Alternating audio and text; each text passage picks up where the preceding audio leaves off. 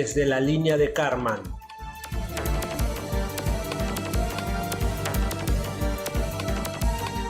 La frontera donde se fusionan los mitos y la realidad.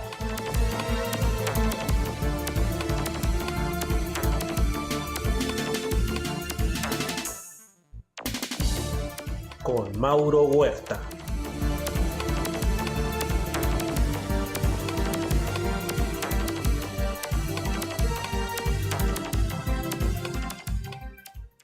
Muy buenas noches, bienvenidos nuevamente a Desde la línea de Karman. Estamos transmitiendo desde Montreal para el mundo entero a través de la frecuencia de Pasiones Latinas radiotv.com, que se encuentra en Concord, California, y allá está en los controles nuestra directora general Elizabeth Bautista. Les recuerdo que nos pueden escuchar a través de la página web de pasioneslatinasradiotv.com o a través de la aplicación para teléfonos inteligentes TuneIn, y ahí ponen Pasiones Latinas Radio Estados Unidos y nos pueden escuchar, y no tienen que tener el teléfono abierto para poder escuchar la aplicación. Es una ventaja. Y también para quienes gusten de escuchar y ver imagen, estamos también en Facebook Live a través de la página oficial de Pasiones Latinas Radio Online y Revista. Esta noche tengo el gusto de presentar ya como conductora oficial a Eva Leticia Brito, que está aquí con nosotros ya en el programa, y hoy vamos a hablar de los Cristos negros. Vamos a hablar de un tema en el cual ella es ampliamente conocedora, y vamos a tener también un invitado que también sabe mucho de este tema. Él viene de un lugar maravilloso, del paraíso de Chiapas, pero vamos a dejar que nuestra coconductora esta noche haga la presentación. Pero antes de ello, vamos a ir a un corte musical y regresamos.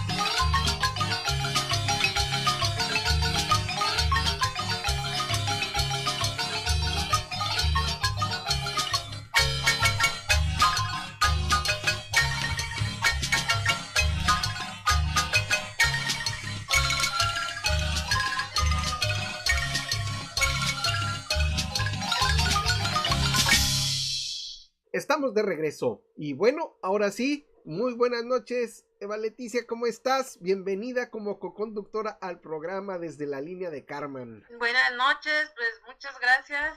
Qué gusto estar aquí como co-conductora. Me da muchísimo gusto poder hablar al público hispanohablante en Estados Unidos, también al público en México, en Canadá. Muchas gracias. Y esperemos que también nos estén escuchando esta vez en Corea, ¿verdad? Ah, sí, la vez ya nos han estado escuchando en Corea, claro, claro que sí. Perfecto. Y en Centroamérica también ya nos han estado escuchando. Fantástico. Pues hoy tenemos un programón, los Cristos Negros, porque es un tema bien interesante. Me acuerdo de la canción de Angelitos Negros, pero esto de los Cristos Negros es muy, muy interesante.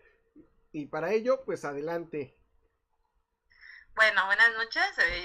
Sí, hoy vamos a tocar un tema, hemos titulado el programa Los Cristos Negros, Iconografía y Devoción, porque, bueno, para los que ya saben y los que no, la devoción a los Cristos que tienen la piel oscura es muy importante, sobre todo en el sur de México, lo que corresponde a Chiapas, por ejemplo, y en Centroamérica también es una devoción muy importante, sobre todo en Guatemala con el Cristo de Esquipulas, y en Honduras hay una gran devoción hacia Cristos Negros con muchos santuarios para adorar esta advocación de Jesucristo. Entonces, se han convertido en un punto muy importante en términos culturales porque alrededor de ellos giran las fiestas patronales y también se han hecho varios estudios alrededor de la iconografía, es decir, qué significan, qué representan, por qué tienen la piel oscura, cuál es la importancia, por qué hay tanta devoción hacia ellos. Entonces, por eso vamos a realizar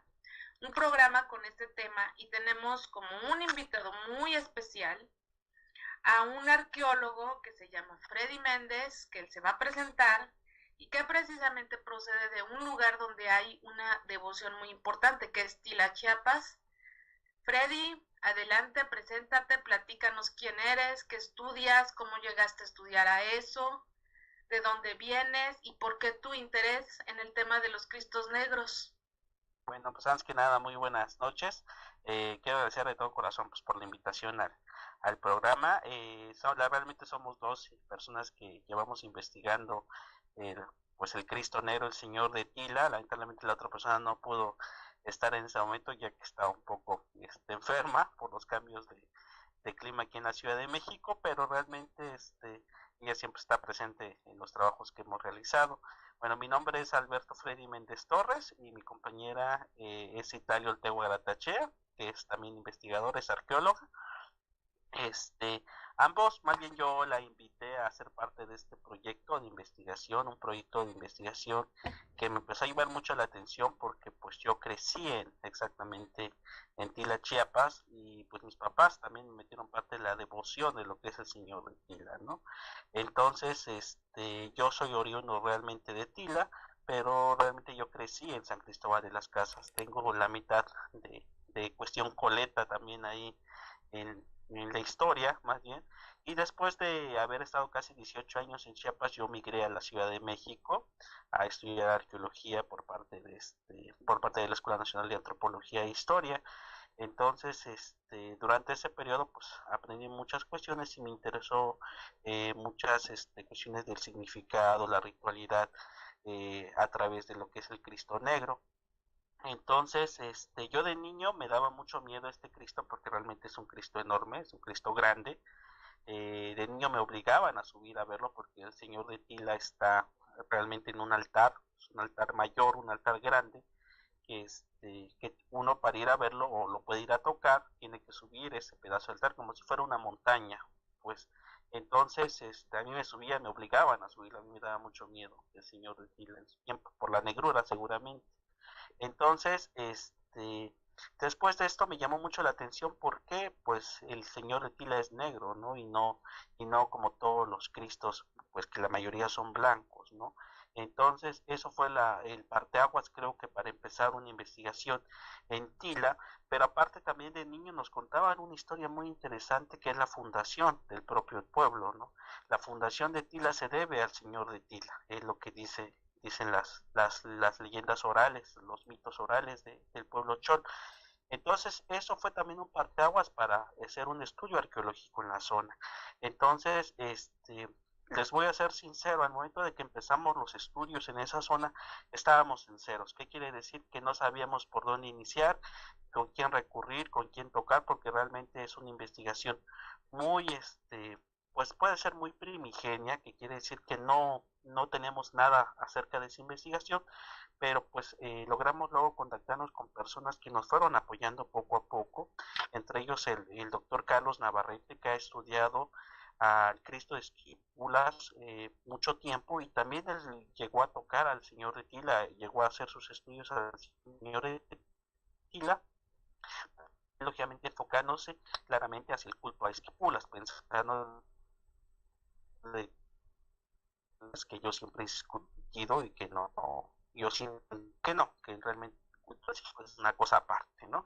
Entonces, esos son mis estudios más bien que me he dedicado hacia y entonces realmente también parte de nuestra devoción es porque pues mis padres son indígenas choles, ambos, y por ejemplo ellos nos han yo he crecido literalmente en dos puntos, lógicamente entre la religión católica y ellos todavía lo que piensan como religión antigua, religión de parte del sincretismo de la religión, ¿no? Pues eso es parte de la introducción, podemos decirlo, ¿no? Ay, sí, muy interesante porque además de tus estudios, pues también tu origen se mezcla con este interés de hacer la investigación en torno al Cristo Negro, ¿verdad? Entonces eso Sí. resulta realmente muy provechoso para saber más acerca de las devociones, porque creo que no es lo mismo un estudio externo visto de fuera que alguien que ha vivido, ha crecido con él y que lo ha sentido y que se lo han inculcado. De hecho, por eso fue la invitación para ti, porque creo que eso ha enriquecido mucho los trabajos que has hecho al respecto y de los cuales yo he sido testigo de varios. Entonces, sí, efectivamente creo que los Cristos Negros se ha hablado mucho siempre en relación con Esquipulas, que es una población del departamento de Chiquimula, en Guatemala, que es muy fuerte, muy importante. Por eso se dice que el resto de las devociones de los Cristos Negros giran en torno a Guatemala, que yo también tendría mis dudas al respecto, porque yo que voy a hablar del Cristo del Señor de San Román de Campeche, que también se trata de un Cristo negro, que se ha incluso nombrado el santo patrono de todos los campechanos, se habla de esta relación con Guatemala, cuando yo también creo que no la tiene tan directamente, o al menos ya no se deja sentir en la actualidad.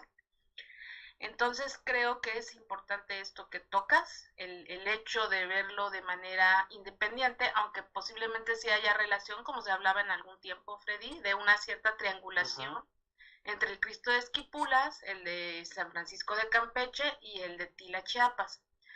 No sé qué te parece, Mauro, sí que nos platique Freddy cómo inicia las investigaciones arqueológicas en este lugar y a raíz de ahí cómo surge el tema del Cristo como el fundador de la población, que es una zona, es una región de origen chol, y cómo se fusionan estos elementos en la creación de un pueblo por los evangelistas que llegaron al lugar, cómo se fusiona con los elementos de la religión antigua, como le llama Freddy, de la cosmovisión chol, y cómo da como producto lo que nosotros llamamos precisamente sincretismo. Si están de acuerdo, pues que Freddy nos platique cómo inicias tus excavaciones o tu investigación arqueológica en el lugar. Estaría padrísimo, pero a mí me gustaría, Leti, un poco conocer cómo es que él se decide estudiar antropología y cómo llega después a regresar a su tierra a hacer estas investigaciones, pero que nos diga un poco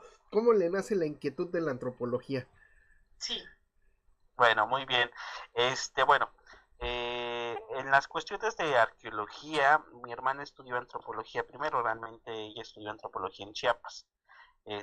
Ahí tenemos la escuela de antropología que la da la Universidad de Chiapas, Universidad Autónoma de Chiapas, y me nace la inquietud porque ella empieza a llevar a la casa libros. Yo me acuerdo que el primer libro que lleva o la primera revista que lleva es la de Arqueología Mexicana. Y ahí es donde me nace realmente la forma de estudiar, ¿no? Después me acuerdo que mis papás me llevan a visitar el pueblo de Palenque, entre la zona arqueológica de Palenque. Entonces, cuando yo visito Palenque, pues me quedé lógicamente enamorado del sitio, me quedé muy impresionado del sitio, y como que eso fue el amor que le empecé a tener a los vestigios antiguos, principalmente hacia la arqueología. Después de hacer todo ese merequetengue de sentimientos realmente encontrados hacia la arqueología, propiamente luego me dediqué a buscar dónde estudiar arqueología, porque realmente eso nadie te lo dice. Realmente hay lugares en que, por ejemplo, Chiapas no tenía aquel tiempo universidades de arqueología. Ahorita ya tiene una que la formó la Universidad de Ciencias y Artes de Chiapas, que es la UNICACH, y su sede está en Chiapa de Corzo principalmente. Pero eso, esta escuela la formaron hace como alrededor de unos 6 7 años. Realmente no tiene mucho de nacimiento esta escuela. Entonces yo traté de buscar otras oportunidades de estudiar arqueología, y entre ellas apareció la Universidad Veracruzana, que tiene su sede de antropología en Jalapa.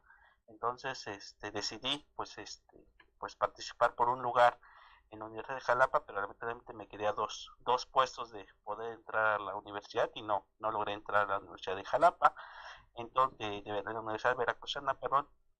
Después decidí buscar otro lugar, y me enteré que la Escuela Nacional de Antropología e Historia, o sea la ENA, también daba arqueología, y todavía faltaba mucho tiempo para literalmente empezar los estudios para empezar, perdón, la convocatoria para entrar a estudiar en la escuela. Entonces presenté mi solicitud, presenté el examen, y pues me enteré de que sí me había quedado.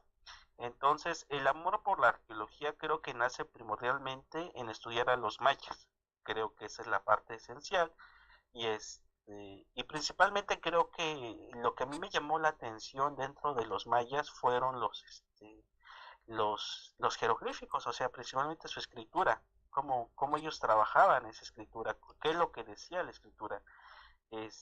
Yo no sabía tampoco aquellos tiempos de que, por ejemplo, mi familia, la raíz lingüística que utilizan los choles son de grupos mayenses. Yo no sabía, yo hasta me vine a enterar después de que empecé a estudiar realmente arqueología, es cuando supe que realmente, pues, este, es parte realmente de cómo ellos mismos empezaron a ejercer una vida dentro de la Ciudad de México, pues del entorno como tal dentro de las ciudades selváticas, ¿no? Entonces, por eso decidí estudiar arqueología realmente por el amor a la cultura maya, pero luego me quedé más impresionado después de que yo me convertí también, que yo era parte realmente también de la historia de la cultura maya, porque pues mis papás han formado también parte esencial de la cultura, ¿no? Entonces, después ya vine a estudiar aquí arqueología, y después de esta arqueología le empecé también a agarrar amor a la antropología, porque realmente siento que la antropología es una parte esencial y ayuda a la arqueología para obtener muchísima información. Y pues al fin de cuentas también varios teóricos, entre ellos por ejemplo Michael Schiffer y los mismos teóricos de la arqueología, perdón, dicen que la arqueología siempre necesita ayuda de otras disciplinas, ¿no? De muchas disciplinas, por ejemplo la antropología, a veces la química, a veces la misma restauración, ¿no? Entonces esa es parte esencial, creo que del amor también a la antropología y a la arqueología que empecé a estudiar, ¿no? Oye, Freddy, te quiero hacer una pregunta. Dígame. Tú dices que vienes, bueno, de una zona de los Altos de Chiapas, Uh-huh. y que tu familia realmente es de origen chol, y ¿tienes algún impacto cultural al llegar a la Ciudad de México, que pues no solo es la ciudad más grande del país, sino una de las más grandes del mundo? ¿Tienes algún impacto? ¿Cuál fue tu sensación? ¿Cómo te sentiste? ¿Cómo fuiste recibido? ¿Sentiste algún tipo de diferencia cultural? ¿Nos podrías platicar un poquito al respecto? Sí, claro. Bueno, la Ciudad de México, bueno, cuando llegué a la Ciudad de México por primera vez, pues sí es una ciudad tan enorme que uno pues, se pierde. Realmente la ciudad creo que es un monstruo, y es un monstruo no solo en el aspecto del tamaño, sino que un monstruo multicultural. ¿Qué quiere decir eso? Que podemos encontrar de todo acá, ¿no? Desde indígenas, desde a personas pues que ya, desde personas que son de otro lugar o lugar étnico, primordialmente también las personas que pues se dedican a otras cosas, ¿no? Pero creo que el impacto más fuerte que tuve en la Ciudad de México fue que siendo una ciudad aún tan grande, que pensando que realmente es el centro económico, político de México, la pobreza es fuerte, es impactante. Yo pensé que, por ejemplo, que la pobreza en México nada más se daba en las zonas, pues en las zonas periféricas, ¿no? Pero realmente eso creo que fue lo que me impactó más bien en la Ciudad de México, ¿no? Una ciudad que tiene tanto poder económico, tanto poder político, y que eso me llamó realmente mucho la atención, ¿no? Creo que al momento de que tú te pones a pensar, cuando tú vienes a vivir a una ciudad que lógicamente el país está tan centralista, o sea, que es un país que todo el poder lo tiene la Ciudad de México, es cuando te pones a pensar que realmente pues también la Ciudad de México tiene sus deficiencias, que son claramente este sistema de pobreza, pero es principalmente también por la gente que pues que salimos realmente, que emigramos ahorita sobre el tema de migración, que es un tema muy interesante, que muchos pues salen para mejorar parte de su vida. Yo, por ejemplo, sí, yo también salí de mi ciudad de origen, pues para también estudiar lo que yo quiero estudiar, porque como dicen, para cumplir sus sueños, ¿no? Que es romper parte de este paradigma que creo que a veces como sociedades actuales no lo vemos, porque las sociedades actuales ahorita pues ya tienen muros, ya tienen fronteras, que en época prehispánica pues esas fronteras pues posiblemente no existían, o sí existían, pero no eran tan recurrentes como lo que actualmente llamamos como el sistema de inmigración, ¿no? Porque ahora el término ya es inmigrante, ¿no? O el que se mueve de tal lugar a tal lugar sin un permiso ya es un inmigrante. Entonces, en la Ciudad de México, cuando llego a la Ciudad de México, ese creo que fue el tema más interesante que me tocó ver, porque la pobreza sí se manejaba a grandes rasgos, y es una ciudad que creo que no es que las personas se les haya olvidado, creo, de la convivencia, sino que simplemente es una ciudad que a través propiamente de la sociedad, que camina diariamente sin ver lo que hay en su entorno. Eso es lo que pasa en la Ciudad de México. Son personas que ya no ven el entorno, son personas que nada más, por ejemplo, se ponen un audífono y se pierden, o sea, automáticamente eso es lo que ha pasado en la Ciudad de México. Y es parte, creo, también de la, no evolución cultural, no quiero decir evolución, pero sí parte del proceso que nos estamos convirtiendo como sociedad, ¿no? Y la Ciudad de México está a ese nivel. La Ciudad de México creo que tiene todavía pues buenas personas. Realmente a mí cuando llegué me tocaron excelentes personas. Les voy a ser sincero, nunca en la vida aquí me ha pasado nada, ni me han asaltado nada. Realmente he estado viviendo muy bien en la Ciudad de México, pero creo que cuando uno llega así, pues el mayor temor es eso, ¿no? Lo que dicen las noticias es que asaltan mucho, es que la inseguridad está hasta más no poder. Eso es lo que pasa. Creo que realmente los mismos periódicos generan ese pánico que nosotros tenemos los de provincia y venimos aquí a la Ciudad de México y tal, ¿no? Hay que tener mucho cuidado, es cierto. Creo que pues como toda ciudad que desconoces, tienes que tener mucho cuidado donde caminas, mucho cuidado donde vas, y creo que esa es la parte esencial de la Ciudad de México, ¿no? Entonces, como persona sí te hace crecer, como también una persona adulta también te hace crecer, porque es una ciudad que es lo que te invita realmente a crecer, a madurar también. Porque yo cuando vine tenía 18 años, cuando vine a la Ciudad de México, y no tenía ningún familiar acá. Realmente yo me tuve que mover por sí solo cuando llegué a la Ciudad de México. Eso creo que fue el impacto más fuerte. Sí, doctora. Sí. Bueno, y por ejemplo, tú estás hablando de esta Ciudad de México en la que se pierde esta comunicación entre los habitantes, en los que se ha perdido cierto tejido social, es lo que interpreto. ¿Cuál es la diferencia que tú ves, por ejemplo, en tu lugar de origen o de crecimiento, Tila o San Cristóbal de las Chiapas, Bueno, San Cristóbal de en las las Casas? casas. Bueno, en el caso de San Cristóbal, como ya también está volviéndose una ciudad, pues grande, realmente ya es una ciudad que ha crecido, que ha tenido una explosión demográfica muy grande.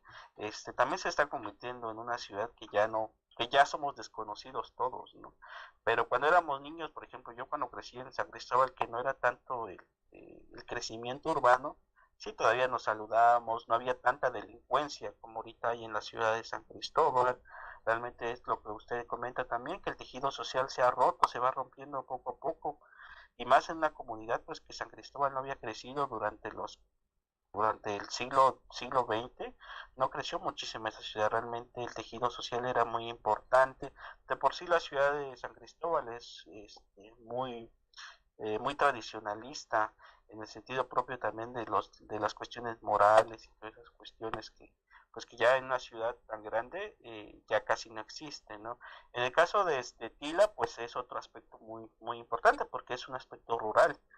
Tila, donde sea te conocen, ahí sí conocen tus movimientos, sabes dónde vas, hacia dónde vas, con quién vas.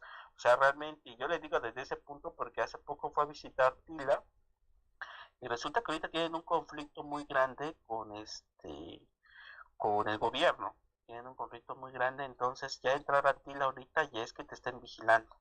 Y eso le digo porque yo cuando fui a visitar los vestigios de tal lugar, pues luego nos fueron a buscar porque no teníamos el permiso para entrar en esa zona, ¿no? Entonces, para un pueblo tan pequeño como es Tila, pues sí es controlable aún todo, ¿no? O sea, desde todo, o sea, desde tú hacia dónde vas, con quién platicas, y de quién eres hijo, de quién eres tales personas. Y como mis papás también son muy conocidos en Tila, pues automáticamente uno sabe pues a quién recurre, ¿no? Con ellos.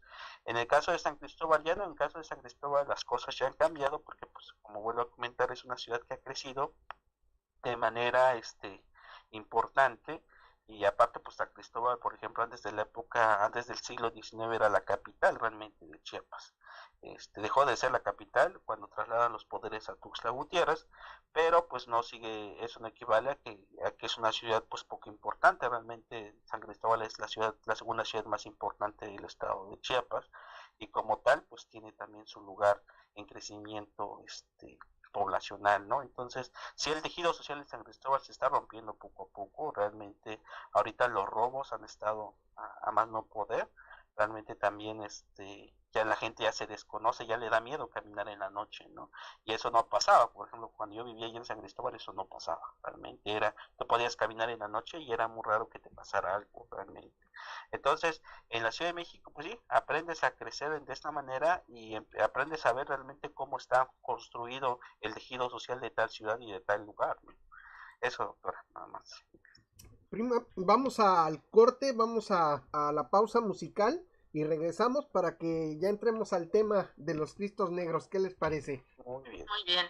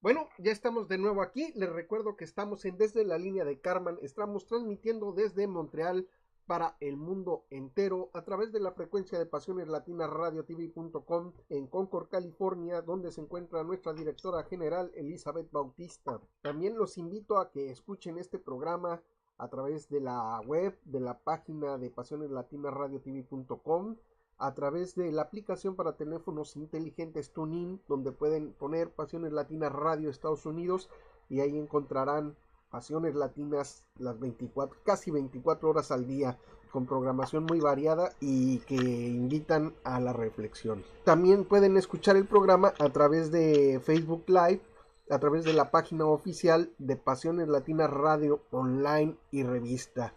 Y bueno, hoy vamos a platicar en el programa de este tema de los Cristos negros. Y vamos a darle, hoy tenemos a Freddy como invitado y en la coconducción a Eva Leticia Brito. Entonces vamos a darle a este tema tan apasionante y bueno, el color es muy interesante. Entonces vamos con este tema. Adelante. Sí, Freddy.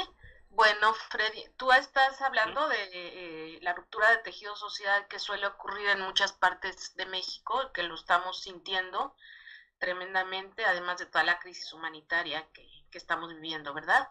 Al respecto, bueno, tú inicias tus investigaciones del Cristo de Tila, pero a partir de tu interés por los vestigios arqueológicos, si no estoy mal informada. ¿Nos quieres platicar cómo inicias o qué tipo de vestigios buscas en Tila o qué tipo de restos arqueológicos localizas que se vinculan directamente con el Cristo Negro? Bueno, bueno. Dentro de lo que fue, bueno, del inicio de la investigación como tal, nosotros realmente no buscamos vestigios arqueológicos en un principio. Lo primero que hicimos fue releer el mito de fundación del señor de Tila, el mito de fundación de Tila más bien. La fundación de Tila según se da gracias al señor de Tila porque los mueve 4 veces de un lugar a otro.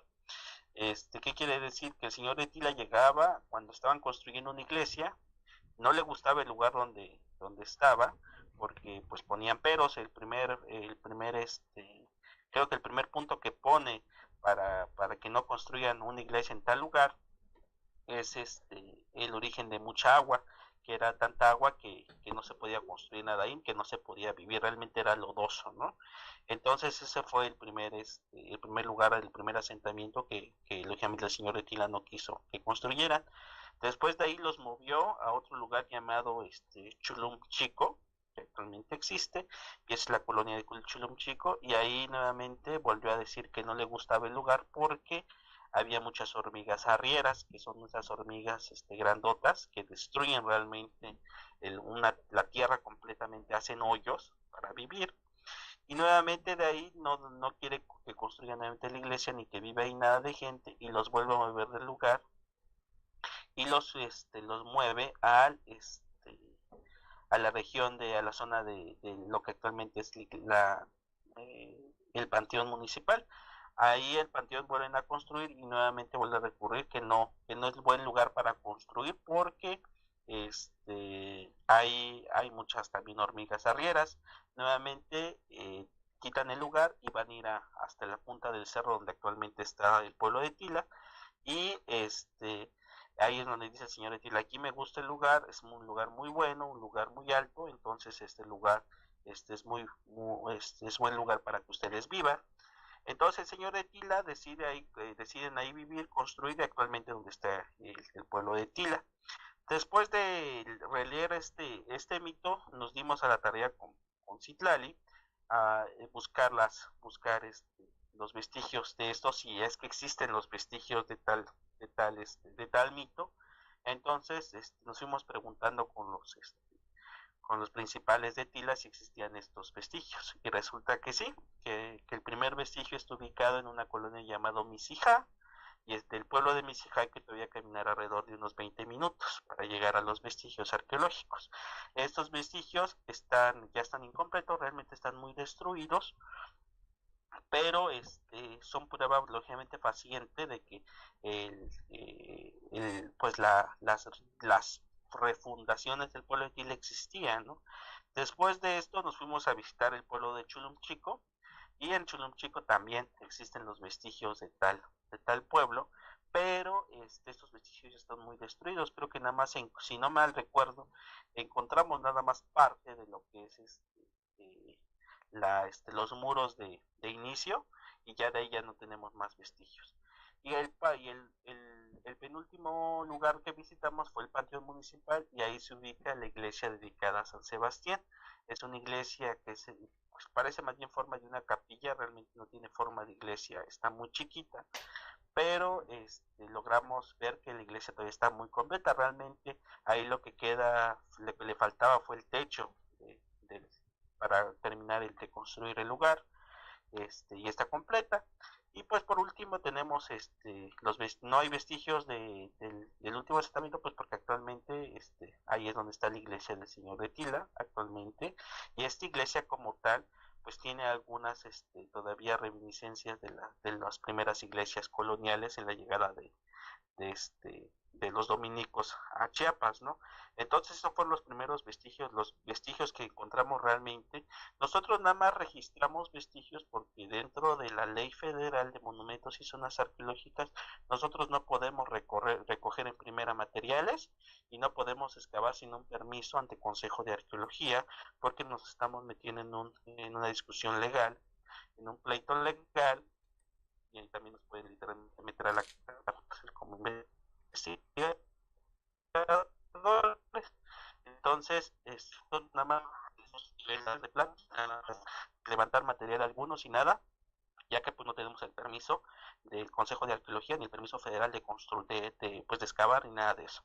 Una, dos, no tenemos tampoco recursos para hacer tal investigación, tal envergadura de investigación, porque realmente requeriría dinero para hacer trabajos de investigación en esa zona, y pues lamentablemente no tenemos ni los recursos para empezar investigaciones de excavación en esa zona. Lo que sí, pues es que simplemente con nuestros recursos hemos logrado localizar estas iglesias. No es la primera vez que nosotros hablamos realmente de esta fundación. Realmente han hablado varios investigadores sobre esta fundación, estos vestigios arqueológicos, y creo que el mismo año en que decidimos publicar la primera investigación, ese mismo año salió otra investigación acerca de las iglesias abandonadas de Tila, pero nosotros le dimos un auge o un punto más importante dentro del punto de vista arqueológico en estas cuestiones. Y bueno, así empezamos en estas cuestiones. Sí, una pregunta, ahorita que estás ya hablando que ya empiezas como en este viaje a través de la historia de Tila, ¿no? Ustedes van viajando, van viendo y registrando nada más documentalmente lo que encuentran. ¿Cuándo se encuentran por primera vez con el Cristo de Tila en la historia del lugar? ¿Cómo Bueno. se encuentran? ¿Qué significa? Bueno, el señor de Tila tiene un dato muy interesante y muy curioso, y eso lo empezamos a vincular porque el doctor Carlos Navarrete menciona de que los espacios, por ejemplo, en donde se ubica el señor de Tila, son espacios de negrura. ¿Qué quiere decir eso? Tila no está en lengua mayense, o sea, no es ninguna lengua mayense, está en náhuatl, que significa Tlili, que significa negro, y Lan, la tierra, ¿no? Entonces es como el lugar de la negrura, la tierra de la negrura. Pero al momento de decir la tierra de negrura puede decir muchas cosas, realmente. Puede ser pues por el color de la tierra, porque pues simplemente pues ahí decidieron construir estas cuestiones por eso quisieron más bien poner al Cristo porque era un lugar de la negrura y todas esas cuestiones. Pero ya buscando más información al respecto, encontramos que realmente el término de Tlilan significa el lugar del manantial, el lugar de los manantiales. ¿Qué quiere decir esto? Que tiene un claro aspecto de lugar sobrenatural. ¿Qué quiere decir? Que son lugares de entrada como las cuevas, los mundos subterráneos, y por ende tienen un poder llamado, pues por ejemplo en el caso de Tila, el Yum-Witz. El Yum-Witz es el dueño de la tierra. Realmente Yum significa dueño y Witz es el cerro o el monte. Realmente entonces es el dueño del monte. Entonces, ¿quién es este dueño del monte? En el caso de los nahuas, el dueño del monte, que es el Tepeyolot, el corazón del monte, es el denominado Tezcatlipoca. Tezcatlipoca, bueno, empezamos a hacer el estudio de su nombre. Tezcat significa espejo, y Popoca o Poca es lumiante, el espejo humeante, el espejo negro, ¿no? Entonces es un claro vínculo hacia la negrura. Realmente Tila es el lugar de los manantiales, pero también es el lugar de la entrada al mundo subterráneo, realmente es lo que quiere decir. En estos días he estado releyendo nuevamente lo que hemos hecho con Citlali, y entre esos aspectos que encontramos es que resulta que si vemos el paisaje ritual que tiene toda la zona Chol, realmente en donde está Tila es el lugar donde se mete el sol también. O sea, es el lugar, es el oeste, es el lugar que muchos, que los prehispánicos asimilaban exactamente con la entrada al inframundo, ¿no? Y en el caso del pueblo de Tumbalá, que realmente es el Yutibalu, que es el ombligo del mundo, que es el pueblo que está hacia el este, es donde sale el sol. Entonces, realmente toda la zona, la geografía chole entre el pueblo de Tumbalá y el pueblo de Tila, que los divide realmente un valle, es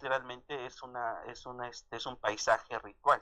Realmente lo que he tratado de decir es que todo ese espacio conformado por la montaña de Tumbalá y la montaña de Tila nos hace una simbología hacia el nacimiento del sol y hacia el nacimiento propiamente de la cultura chol en esa zona.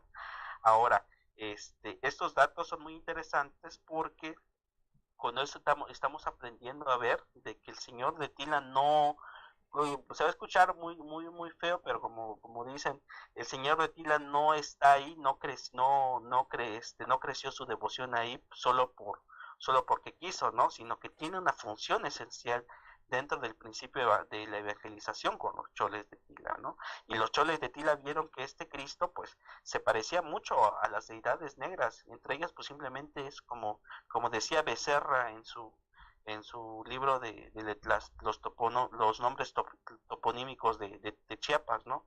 Mencionaba que exactamente que al momento de que los dominicos deciden poner un Cristo al ver de los indígenas, automáticamente ellos estaban decidiendo también de que está viendo una persona que está siendo torturada, está siendo pues con mucha sangre, realmente aparte está siendo sacrificada por medio de la crucifixión. O sea, realmente al momento de que los indígenas ven este detalle tan, no grotesco, pero sí este detalle tan terrible, que lo que le pasó pues a Cristo, los indígenas vuelven otra vez a repensar en sus dioses, ¿no? En sus dioses que también pues tienen sangre y tienen todas estas cuestiones, ¿no? Entonces pues es eso, doctora, realmente a eso va el vínculo posiblemente con el señor de Tila, ¿no? Sí.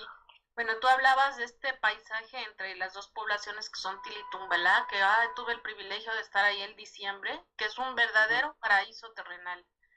Yo siempre he creído que si el paraíso está en la tierra, debe estar en Chiapas, ¿verdad? Es una Ajá. maravilla ese valle que tú mencionas, es una cosa realmente impresionante. Tú estás hablando, precisamente me llamó mucho la atención que cuando empezaste a narrar cuál fue tu crecimiento en Tila, tú dijiste que el Cristo te había impresionado mucho y que seguramente había sido por su negrura, por un Ujú. lado. Por otro lado, estás hablando del Cristo negro y su vínculo con el inframundo. Entonces, yo sí te quiero preguntar, entonces, en este caso, ¿a qué se refiere esa negritud de la que estás hablando? ¿O tú crees que precisamente la negritud del Cristo fomentó tanta devoción? Ahora, ¿por qué es negro? ¿Por qué el color fue un color exprofeso dado por los dominicos? ¿Nos puedes hablar de esta característica de negritud tanto en términos de la imagen de la escultura que representa a Cristo, así como en lo que implica, significa e impacta? Sí, claro. Bueno, ahí sí tengo que tomar como referencia al doctor nuevamente Carlos Navarrete, porque Carlos Navarrete menciona que el color de la negritud, el color negro del Señor de Tila, se hace a través de la misma devoción. ¿Qué quiere decir esto? Que él menciona que cuando adoraban al Señor de Tila en época colonial, se quemaban unas velas hechas de cera de abeja, realmente. Esta cera de abeja, al momento de encenderla, genera una humazón tan drástica, o sea, tan fuerte, que realmente pegaba directamente hacia la imagen. Es, al fin de cuentas, el Señor de Tila es madera, ¿no? Y pues que con esa, según es lo que comenta, argumenta el doctor Carlos Navarrete, que al momento de, de que se ponían esas velas, generaba ese color negro, ¿no? Empezaba a impregnar el color negro. Núñez de la Vega, que fue el encargado de la diócesis de San Cristóbal en el siglo XVI, en el siglo XVII, perdón, él habla exactamente sobre la renovación milagrosa del Cristo y menciona que exactamente la renovación milagrosa la vuelven a convertir en un Cristo de color blanco. Eh, Hay una discusión creo que tremenda porque lamentablemente no se ha visto la pieza del Señor de Tila desde el punto de vista, creo, pues de cómo restaurarla, porque realmente muchos dicen el Cristo negro no era negro, era un Cristo blanco. Otros dicen que sí es negro. Carlos Navarrete, en su último artículo que saca sobre la devoción del Señor de Tila, menciona de que el Señor de Tila sí era color blanco porque se puede ver en su se puede ver en su en la imagen, pedacitos de pigmentación blanca, ¿no? Entonces eso literalmente habla que el Señor de Tila no era de colores negro, era de color blanco. Ahora, el otro punto es que ¿por qué la negrura? ¿Por qué ese color negro? Resulta que la negrura en la época, dentro del punto de vista de la cosmovisión mesoamericana, hablaban exactamente de que la negrura era como el lugar de origen, eran las cuevas. Realmente las cuevas la ven como el vientre materno. El color negro siempre ha sido, por ende, este, el color primigenio realmente. Por eso es que dentro de los mitos de origen mencionan que el sol no había nacido, que el sol no había existido y todo estaba en color negro, ¿no? Todo estaba oscuro. Toda esta negrura se terminó cuando nace el sol, ¿no? Cuando nacen estos dioses solares, ¿no? En el caso, por ejemplo, de los mexicas, sabemos exactamente la muerte de Coyolxauhqui, se debe principalmente a que su hermano Huitzilopochtli la mata, ¿no? ¿Qué quiere decir? Que Huitzilopochtli, como deidad solar, mata a la luna, que es un reflejo propio también de la noche, para que vuelva, para que desaparezca la noche y hay un ciclo, el ciclo del sol, el ciclo de la luna, el ciclo del sol, el ciclo de la noche, y realmente esa es parte esencial. Por eso es que el color negro va vinculado con eso.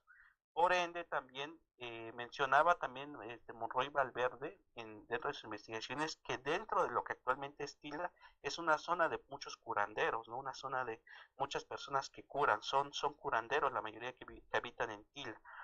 En el caso también de Tumbalá aparecen muchos curanderos, todo en esa zona, pero creo que el dato más interesante es que es la aparición de seres sobrenaturales en ese espacio. ¿Qué quiere decir? Que hay muchos nahuales. David, no es David, es Daniel Zaragoza, Daniel Moreno Zaragoza, en una de sus investigaciones, él encuentra hasta 8 tipos de nahuales en la zona de Tila, y de estos nahuales habla que exactamente son mandados por el Yunwitz, por el dueño del monte, el dueño del cerro, ¿no? Entonces, al fin de cuentas, lo que tratado de decir es que el espacio en donde actualmente está Tila es un espacio, pues, que, la misma, la misma cosmovisión existe por el paisaje, ¿no? Porque hay muchos lugares, muchas cuevas, muchas montañas, muchos manantiales. Es por eso que la zona de Tila es muy importante dentro del punto de vista, pues, cosmológico de los indígenas, pero pues que también les causó un dolor de cabeza a los mismos dominicos durante la época colonial, ¿no?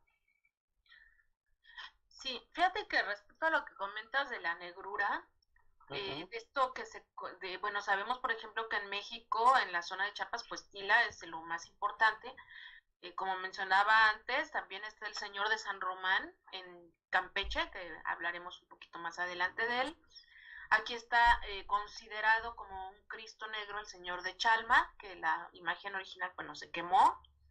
Y en la misma Catedral Metropolitana está el Señor del Veneno, así como en otra pequeña capilla en el centro histórico, la de la entrada del cielo, me parece que se llama la capilla en latín, en donde ahí se le nombran como el Señor del Veneno, ¿no? En la misma catedral.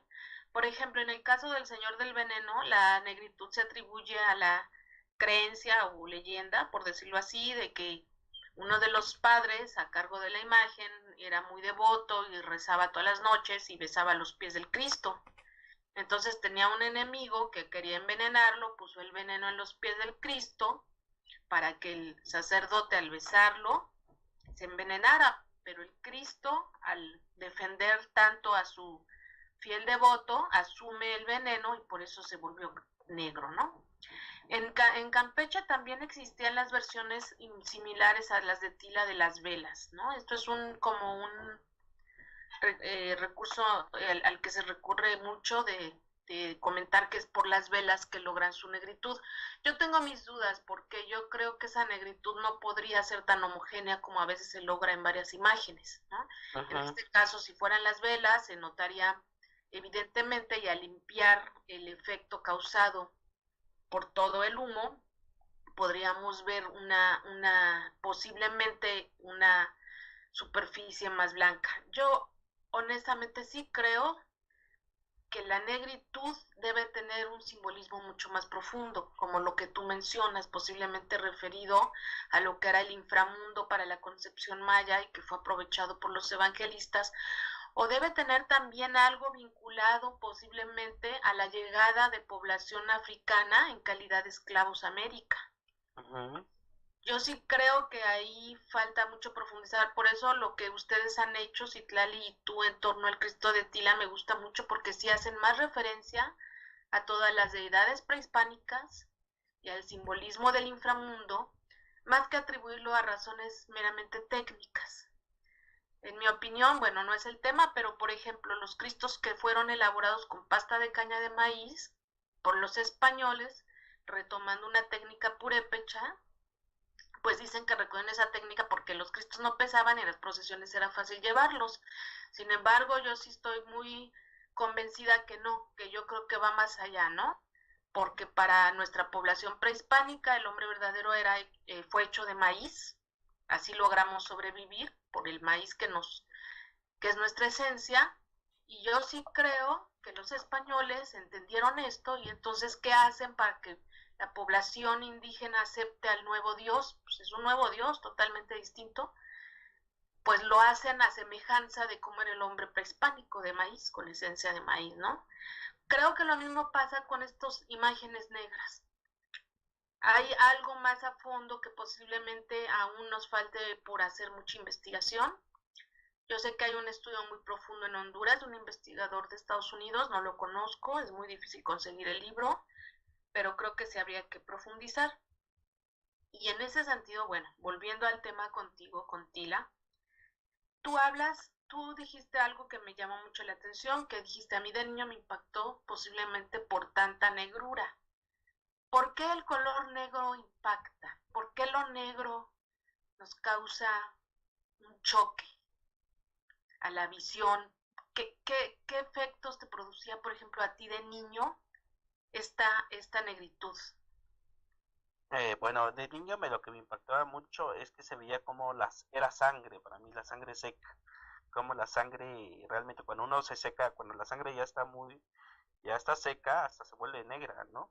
Entonces creo que ese fue el impacto, aparte del impacto de esta persona, bueno, el señor de Tila, era principalmente de por qué estaba crucificado, ¿no? O sea, cómo podemos adorar a una persona que está crucificada, sufriendo, este, y lo que a mí me daba mucho miedo era eso, creo que lo que me daba miedo era que podría revivir en cualquier momento, ¿no? Podría volver otra vez a quitarse los clavos y pues ahí agarrarte, ¿no? Creo que eso es lo que a mí me impactó.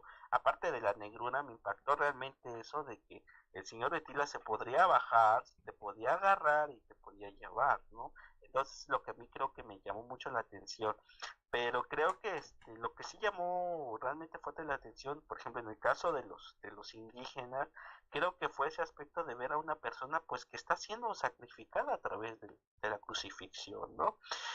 Nuestros prehispánicos sabían exactamente que una forma de honrar a los dioses era a través del sacrificio, era a través de quitarse sangre, de cualquier cosa, ¿no? El otro dato creo que muy interesante que también hizo el comentario usted es exactamente de cómo estos cristos pues los empezaron a hacer de pasta de caña, de del mismo maíz, ¿no? Resulta que el día de ayer que estaba haciendo unas lecturas, resulta que las deidades negras eran importantísimas también para el nacimiento del maíz. Por ejemplo, menciona que Itzafna es la deidad protectora del maíz en época prehispánica. Y este Itzafna también propiamente es uno de los que encontró el origen del maíz. Acordémonos de que el origen del maíz, lo que menciona, es que el maíz estaba guardado en una montaña, ¿no? Y que fueron varios los rayos que cayeron para romper la montaña y y entre esos rayos pues habían los rayos azules, blancos, amarillos y rojos, ¿no? Que son los colores que mencionan los prehispánicos, que son los 4 puntos cardinales del mundo prehispánico. Pero el dato creo que más interesante es que de esos rayos también nace Itzamna, que es esta deidad protectora del maíz, pero el dato también curioso es que Itzamna también se le conoce como el brujo del agua. O sea, estamos refiriéndonos nuevamente hacia este sistema de curanderos, de personas que se dedican a eso, a curar, ¿no? Ahora, en otro texto más interesante que acabo de encontrar es que, por ejemplo, el señor de Tila lo ven como, le dicen el Yalovil, que quiere decir el niño curador. Al señor de Tila lo ven como con poderes de curación. ¿Y por qué lo ven con poderes de curación? Porque los indígenas choles releyeron nuevamente la Biblia y la Biblia decía que Jesús cuando estuvo en la tierra estuvo curando a la gente, hizo sus milagros de curación, ¿no? Entonces, el dato muy interesante es que los dominicos al momento de que llegan a la zona de Tila para tratar de evangelizar a los indígenas, tratan de ver, bueno, cómo podemos poner en forma a los indígenas aquí a través de la evangelización, pues vamos a hacer que lean la Biblia y a tratar de que ellos mismos empiecen a comprender que el Señor de Tila pues es también esta deidad prehispánica llamada Yungwitz, que va a ser la deidad que seguramente habita en Tila durante los últimos años de la época prehispánica, y que lo van nuevamente a anteponer ante el Señor de Tila, porque pues el Cristo, pues Jesús sabemos que fue el curador de los milagros en época, durante su visita en la estancia en la tierra, y pues esa es una forma pues analogía, como una analogía de hacer de ver las cosas con el señor de Tila y el Gunwitz, ¿no? Ambas partes son curanderos, ¿no? Y el otro punto también es la asociación entre la montaña del Señor, por ejemplo, sabemos que Cristo fue crucificado en la Gólgota, ¿no? En el cerro Pelón, le dicen, un cerro Pelón, y nuevamente vamos a recurrir a que en la época prehispánica los prehispánicos mencionaban que todo lo daba la montaña, ¿no? Todo los maíces, el río, el agua es a través de la montaña, ¿no? Y creo que el tema más interesante que encontré hace años fue de un Cristo que hicieron que es un platero mexicano, que es el famoso Cristo de Palencia, allá en España, que es un Cristo que le hicieron una montaña y es una montaña sagrada mesoamericana. ¿Por qué? Porque tiene signos mesoamericanos, tiene signos mexicas. Por ejemplo, tiene el signo del agua, el atl, que aparece en códices, tiene el mismo signo, tiene los signos de la montaña viviente, tiene los animales igualitos a la usanza indígena. Entonces, este tipo de arte también nos hace vislumbrar que los indígenas tuvieron que recurrir, o los dominicos tuvieron que recurrir a este tipo de cuestiones para comprender y tratar de evangelizar a los indígenas, no que releyeran nuevamente pues los textos de la Biblia, ¿no? Sí, fíjate que respecto a esto que comentas, efectivamente, las imágenes cristianas que fueron elaboradas en el siglo XVI se les suelen llamar Cristos limpios, porque carecían muchas veces de las demostraciones tan violentas de la crucifixión, ¿no? Entonces no tienen sangre, no tienen tantas llagas, etcétera, porque los evangelizadores al llegar no le podían decir a la población nativa, oye, no hagas sacrificios humanos, que eran importantes, eran rituales, ¿no? Que habría también ahí después que hablar seriamente de lo que significaba, porque tampoco éramos bárbaros como muchas veces los cronistas españoles nos quieren mostrar, sino tiene toda una ritualidad muy compleja. Entonces los evangelizadores al llegar no podían decir, oigan, no hagan esos sacrificios humanos, cuando ellos estaban demostrando prácticamente al Hijo de Dios sacrificado, ¿no? Crucificado y además torturado. Entonces en el siglo XVI se elaboran estos llamados Cristos limpios. En el 17 estas imágenes ya suelen mostrar todas estas marcas de sufrimiento, de sangre, la corona de espinas, el efecto de la lanza que le fue introducida pues muy fuerte, o aquellos Cristos del siglo XVI, los llamados limpios, fueron prácticamente alterados al poner precisamente todas las huellas de sangre que no habían demostrado durante el siglo XVI. Entonces esa parte también es muy interesante, ¿no? Porque el evangelizador no puede ser contradictorio al decirle al indígena no hagas esto, cuando yo también hice lo mismo con el Hijo de Dios, ¿no? Lo sacrifiqué. Prácticamente eso me parece muy, muy interesante lo que dices, porque pues muchas imágenes de Cristo que vamos a ver, y las podemos incluso identificar cuando no han sido muy alteradas, las podemos identificar en el tiempo precisamente por estas alteraciones en la manifestación escultórica. Yo te quiero preguntar, Freddy, tú estás hablando de una serie ya de símbolos respecto a las relaciones con las deidades prehispánicas, la negritud posiblemente vinculada, según entiendo, con la tierra, que es pues la base de todo. Sin tierra, sin agricultura no hay nada. Nuestras poblaciones indígenas siguen girando su vida en torno a un calendario agrícola, de hecho. Ahora, esta simbología de la que tú estás hablando sigue vigente en la actualidad. Actualmente la gente de Tila, ¿cómo ve a este Cristo negro? ¿Entiende esta vinculación con las deidades prehispánicas? ¿Entiende que tiene una parte de las creencias choles en su momento con la fusión con la ideología cristiana? ¿Qué representa actualmente este Cristo para la población? Muy bien. Bueno, actualmente el Cristo para la población representa primordialmente la lucha. Es una lucha entre la tierra y entre la gente que quiere literalmente quitarles la tierra, ¿no? Ahora, ¿en qué aspecto digo esto?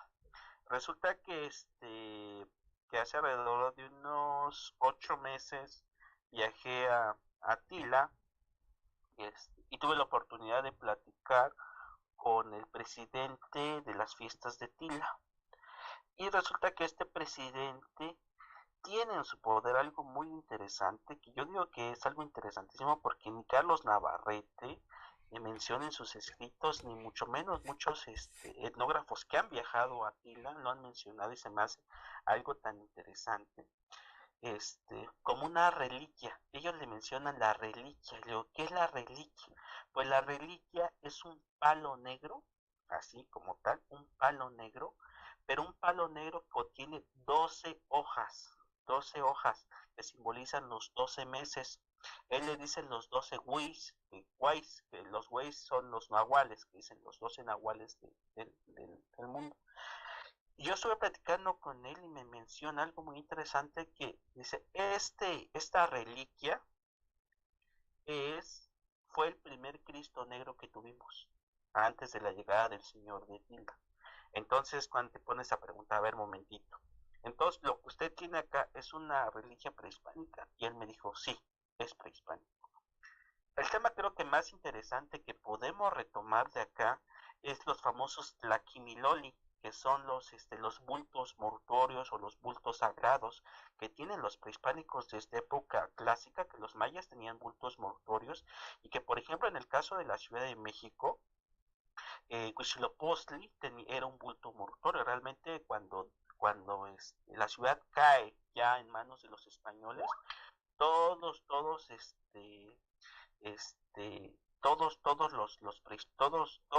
sacerdotes estaban preocupadísimos que qué iban a hacer con el bulto mortuorio de Tezcatlipoca y el bulto mortuorio de Huitzilopochtli. Bueno, ¿qué es un bulto mortuorio? ¿Qué es un tlaquimiloli? El término tlaquimiloli menciona exactamente lo que dice, algo envuelto, que está envuelto realmente. Pero ¿qué es lo que envolvían ahí? En el caso de la Ciudad de México, en Huitzilopochtli, según tengo entendido de que el tlaquimiloli o el bulto mortuorio de Huitzilopochtli tenía los huesos de esa deidad dentro de ese bulto mortuorio. Al momento de que cae la Ciudad de México, los sacerdotes corren hacia el templo mayor para rescatar ese bulto mortuorio y al momento ese bulto mortuorio lo llevan paseando. Realmente tengo entendido que llegan hasta Azcapotzalco y ahí lo van a mantener durante mucho tiempo.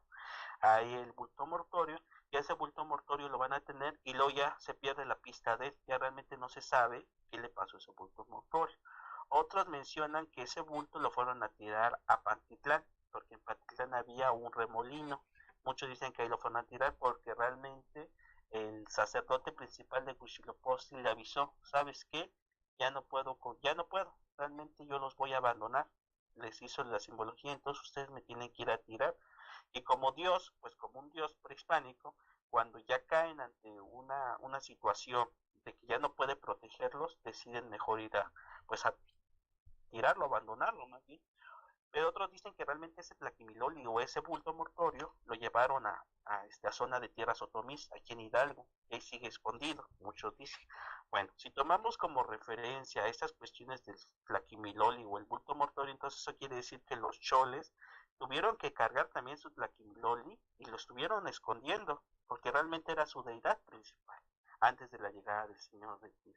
Ahora, actualmente lo tienen, sí, y es respetado por la Iglesia Católica porque realmente el señor con el que estoy platicando, don Juan Encino, es un principal. ¿Qué quiere decir? Que tiene que dentro de la función de religiosa de Tila, él es el que controla, él es el que maneja muchas cuestiones del sistema de cargos de poder allá dentro de Tila. Resulta que los principales son el último cargo que pueden tener los mayordomos, los que fueron mayordomos en Tila. Principales también son aquellos que tienen el sistema, que literalmente que son los más ancianos, y ellos tienen la palabra qué es lo que se va a hacer y qué es lo que no se va a hacer, ¿no? Entonces, por ende, es un sistema de gobierno ya muy antiguo. Catherine y José Hernán, que son investigadores de origen estadounidense, mencionan que Tila aún conserva su sistema de gobierno, pero a través de la iglesia, no ya no como un sistema de gobierno como actual, pero sí lo maneja a través de la iglesia, que tiene varios. Por ejemplo, hay mayordomos que cuidan al Señor de Tila, hay mayordomos que cuidan a la Virgen de Guadalupe, hay mayordomos que cuidan a San Mateo, hay mayordomos que se dedican a la fiesta de carnaval. O sea, todo ese sistema de gobierno va a estar vinculado con lo que actualmente es el sistema de gobierno de la iglesia. Dígame, doctora. A ver, Freddy, una pregunta. Tú estás ya hablando de una estructura realmente muy antigua, de origen hispánico, los principales, los mayordomos, etcétera. ¿Ha costado a una población indígena como es la habitante en Tila que sea respetada esta estructura? ¿Ha habido confrontaciones a través de la historia actuales con la imposición de un nuevo forma de gobierno frente a estas estructuras realmente históricas? ¿Cómo han defendido históricamente las estructuras indígenas? Bueno, ahora se habla de derechos humanos y de respeto a costumbres y tradiciones, etcétera, pero esto es muy reciente en el campo de las leyes, de la antropología. ¿Cómo se ha logrado mantener esta resistencia para que sean respetadas estas formas indígenas de organización? Bueno, actualmente en Tila se dividía en 3 tipos de representaciones como tal. El gobierno como tal, porque Tila es la cabecera municipal del municipio de Tila como tal.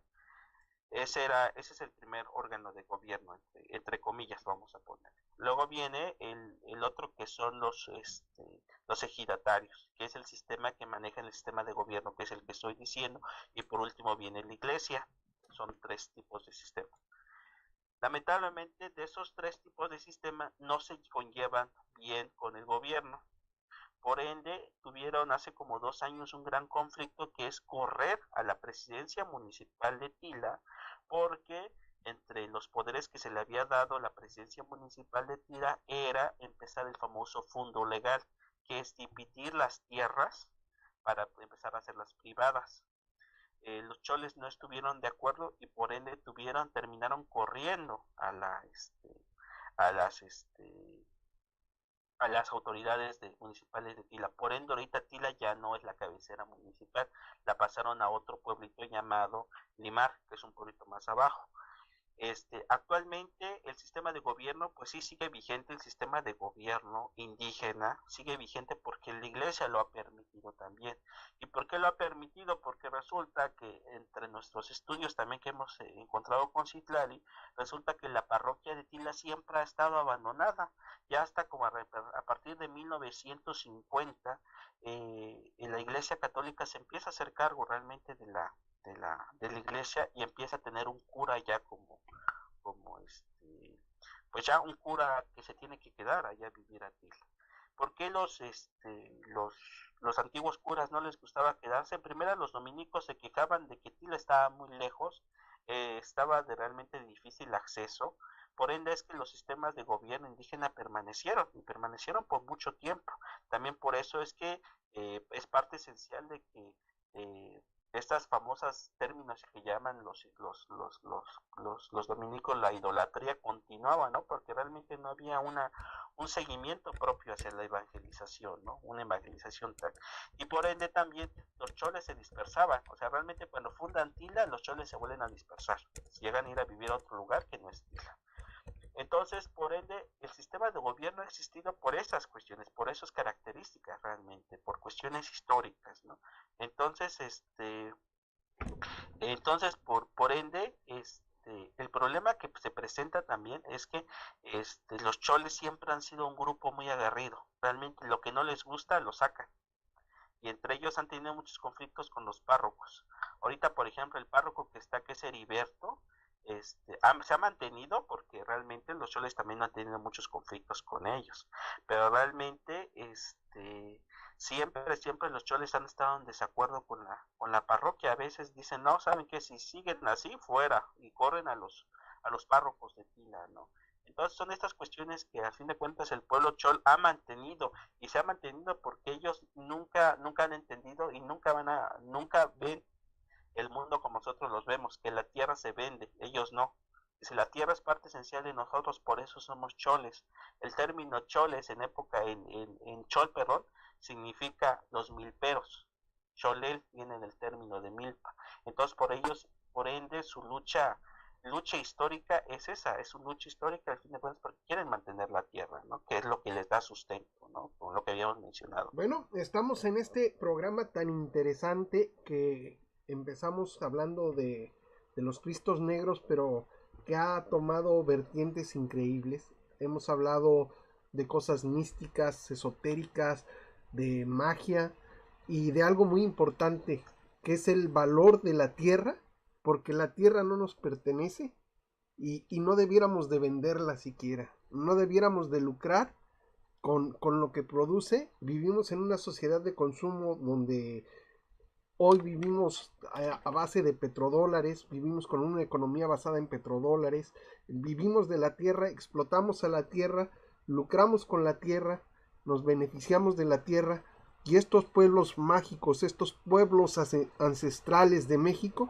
nos enseñan a que la tierra es parte de nosotros, que la debemos amar, respetar y vivir en armonía con ella. Estamos transmitiendo desde la línea de Carman, desde la cabina de Montreal, y nuestra directora general se encuentra en Concord, California, donde se encuentran las oficinas generales de pasioneslatinasradiotv.com, y hoy estamos platicando en este programa de los Cristos Negros. Estamos hablando de ese bello estado de Chiapas, que yo también estoy de acuerdo con la doctora Eva Leticia, que si el paraíso está en la tierra, está en Chiapas. Y vamos a continuar con el programa. Ni siquiera vamos a ir a corte musical porque esto está apasionante. Así es que adelante. Bueno, yo sí quiero hacer, la verdad, íbamos a hablar específicamente de los Cristos Negros, pero sin entender su contexto social, histórico y cultural, no los podríamos entender. Creo que eso se trata. A veces uno va a una iglesia, a una parroquia y ve una imagen, pero todo lo que hay detrás de ella es realmente un sinfín mundo cultural e histórico. Así es que me parece muy interesante todo lo que está diciendo Freddy.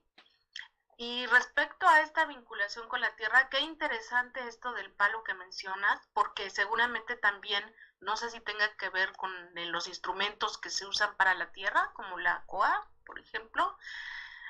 Pero entonces ahí hablamos de este nexo que no se puede romper entre la madre tierra y el hombre, como lo comentaba Mauro ahora en su intervención. Y al respecto, pues yo creo que también por eso hay tanta resistencia y hay una lucha ecológica no solo en México, sino en otros países como Costa Rica, en donde incluso pues sabemos que los líderes que defienden la tierra pues llegan a ser incluso hasta asesinados. ¿Por qué? Porque este vínculo tierra-hombre es muy antiguo y es muy fuerte y es esencial para entender la vida. Y si nuestra población en México aún tiene un enorme porcentaje de población indígena, pues tenemos que partir de ahí, ¿no? De por qué esta defensa. Sin tierra no hay identidad. Y ahí viene todo, y yo creo que también ahí podríamos vincular al Cristo Negro. Si el Cristo Negro procede de estas reliquias que nos comenta Freddy, entonces por eso esta importancia tan fuerte del arraigo poblacional con una imagen.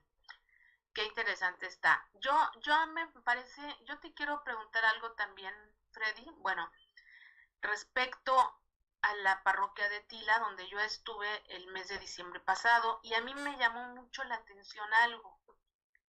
Entrando al templo había una manta en donde se hacía alusión a Monseñor Óscar Arnulfo Romero, que acaba de ser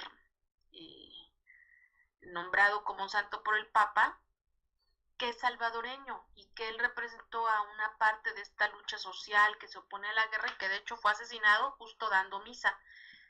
¿Por qué de repente llegamos a un hermoso pueblo ahí en la punta de la montaña, en los altos de Chiapas, que se llama Tila, y al encontrar en la parroquia está un Cristo Negro con tanta simbología y una manta de Óscar Arnulfo Romero, reivindicándolo? ¿Qué relación puedes encontrar tú?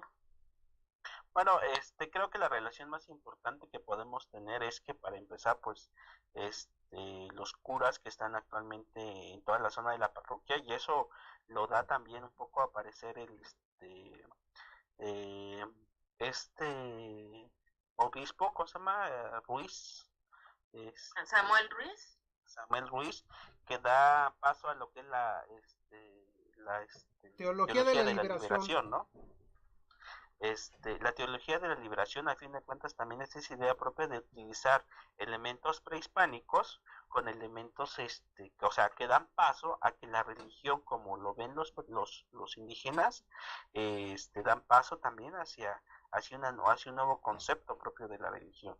Estaba también Carlos Navarrete de que en México se tiene que ver que la religión católica en México es una situación muy diferente a la religión que se vive en Europa, que se vive en otros espacios, ¿no?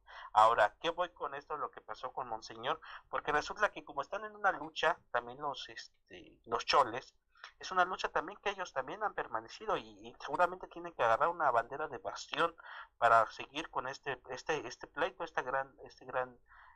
gran discusión sobre la venta de sus tierras, ¿no? Y es porque simplemente se tenía entendido de que dentro de poco iban a empezar a meter también mineras en la zona de Tila, cuestiones que ellos mismos también pues les tiembla realmente. Acordémonos, se nos hace muy fácil pensar que cuando llega una minera a trabajar la tierra, a destruir, se nos hace muy fácil decir, no, pues es que va a ser progreso, va a ser, la gente va por fin comer, la gente va por fin. El problema no es eso, el problema es ver que al momento de que una minera toca la tierra, al momento está destruyendo la tierra. Deja inservible los lugares, deja inservible el río, deja inservible todo, realmente. Es lo mismo que pasa con las cuestiones eólicas allá en Oaxaca. Mucha gente está en contra de poner esos ventiladores eólicos, los famosos los famosas turbinas estas que producen electricidad a través de aire. ¿Por qué? Porque resulta que para poner esa turbina necesitan poner un gran mogote de concreto, de cemento, para que no se caiga esa cosa, y al momento de hacer ese concreto destruyen todo lo que es la tierra, ya no sirve para nada la tierra. Muchos dicen, es que se las estamos arrendando, se las estamos prestando, o sea, son esas cuestiones que utilizan los términos, y realmente no es eso. Realmente la gente pelea porque al momento de que eso deje de funcionar, deje de servir, al momento ellos ya se quedaron sin sustento, ya se quedaron sin nada, ni para comer ni para construir nada. Es lo mismo que está pasando en el caso de Tila. En el caso de Tila, ellos también pelean porque pues parte de su sustento es la siembra de café, la siembra de maíz, y todo es a partir de la tierra, ¿no? Entonces, por ende, también ellos tienen que agarrar lógicamente ideologías, bastiones, para que, pues que a través de la religión ellos lo han logrado, ¿no? Y ellos han logrado a través de la religión, porque los choles al fin de cuentas, no voy a agarrar el término conquistados, pero sí el término de que fueron realmente controlados a través de la religión y a través del señor de Tila, que es la imagen más fuerte que tienen los choles allá en, pues en Tila, como propiamente en el norte de Chiapas. También creo que otro punto más importante es que ellos mismos se han dado cuenta de que la religión pues siempre ha sido su lugar, su apertura para luchar contra lo que pues ellos ven mal, ¿no? Un tema muy importante es, por ejemplo, en un artículo que leí, lamentablemente no me acuerdo del autor, mencionaba que los choles no fueron conquistados ni por las armas, sino que fueron conquistados por el señor de Tila, ¿no? Entonces, eso es un término muy interesante, porque el señor de Tila no solo, entonces eso quiere decir que no solo es una imagen religiosa, sino que es propiamente la imagen del suelo, de la tierra, es lo que ven ellos a través de lo que es el señor de Tila, ¿no? Entonces, por ende, ellos se tienen que agarrar de un bastión, y es muy importante también las luchas sociales que ha pasado en toda América, ¿no? Las luchas sociales de Centroamérica también, porque pues a fin de cuentas nosotros formamos parte también en su tiempo de Centroamérica, y por ende pues los choles se tienen que agarrar de estos lugares, de sus hermanos también indígenas que han estado batallando contra las mineras, contra las cuestiones también de la lucha del petróleo, con las cuestiones también de estas personas que se dedican también a hacer los bancos de materiales como sacar arena, grava y todas esas cuestiones, ¿no? Que lamentablemente mucha gente no lo ve de esa manera porque pues piensan que es progreso, ¿no? Sí, efectivamente, por ejemplo, respecto a las mineras, la situación de las mineras que comentas, que generalmente son capitales extranjeros, transnacionales, muchas de estas minas son las llamadas a cielo abierto, ¿no? Que no penetran a la tierra, sino que arrasan con la superficie, y entonces esa tierra se les paga a los propietarios una cierta cantidad, pero la tierra realmente no se puede volver a usar, yo creo que para siempre, porque ya queda arrasada, ¿no? Entonces, ese es por eso también que ha habido tanta lucha y tantos líderes aquí en México que defienden la tierra, y que bueno, hace poco hubo una noticia de otro de estos líderes por la tierra que fueron asesinados, ¿no? Porque se considera que van contra el progreso, como decías, entendido en el sentido del ingreso de capital, ¿no? Respecto a este tema de la tierra, también, bueno, es muy complejo, podríamos aquí hablar horas y horas seguidas. Por eso también los migrantes tienen este desarraigo, no es solo decir yo ya me voy de mi país, voy a extrañar la comida y la música, el clima. El ser migrante trae consigo el desarraigo a la tierra, que en el caso de nosotros los mexicanos, incluso los centroamericanos, está muy fuerte, ¿no? El arraigo a tu tierra, pero en términos objetivos, a la tierra, al piso que tenemos al lado, donde crece el sustento, el maíz, etcétera. Entonces, pues sí son temas muy complejos, no son tan fáciles de interpretar, la cuestión de la lucha por la tierra, la cuestión de la lucha ecológica en México, también en Costa Rica ya ha habido varios líderes de estas luchas asesinados, y en torno a los migrantes. En el caso de Campeche, el señor de San Román, que también es un Cristo negro, y que bueno, ese tiene otra historia, ¿no? Se supone que llega de Italia, naufraga de Veracruz a Campeche, y él, como ven el barco, hace el milagro y todos se salvan. Lo que llama la atención en Campeche es que en septiembre, que es la fiesta, es una imagen del siglo XVI, con una lamentable restauración hace poco que alteró precisamente esta negritud original. Allá en septiembre lo que hacen con el Cristo negro es que lo pasean en el mar. Entonces la gente habla de la referencia que se pasa en el mar porque llega y se salva como producto de un naufragio, pero yo creo que también tiene que ver con esta necesidad y petición de agua, porque en Campeche muchas de las poblaciones mayas, hablantes de maya aún, no solo pasean a los cristos, sino también a las mismas vírgenes. Entonces, cuando, bueno, yo daba clases en Campeche y alguien me decía, yo no entiendo cómo en Semana Santa sacan a pasear a las vírgenes, cuando aquí el protagonista es Cristo, porque la Semana Santa es pasión de Cristo, ¿no? Y entonces, ¿qué hace una virgen como protagonista de una Semana Santa paseando en el agua? Podrían ser en aguadas, podría ser en el mar, como la Virgen de Ciudad del Carmen, aguadas como la Virgen de la Candelaria en la población de Jol. Hay otra virgen en Chuiná, que también es paseada en una laguna, y entonces es precisamente que para todavía las poblaciones de estos estados, como Chiapas, que hay una serie de grupos étnicos, o como la península yucateca, que es de origen maya, realmente creo que lo que se está realmente pidiendo es agua para las siembras, ¿no? Uh-huh. Y ahí, ¿por qué pasan a la Virgen? Porque la Virgen es la representante de las deidades femeninas, se relaciona con la luna, con la humedad.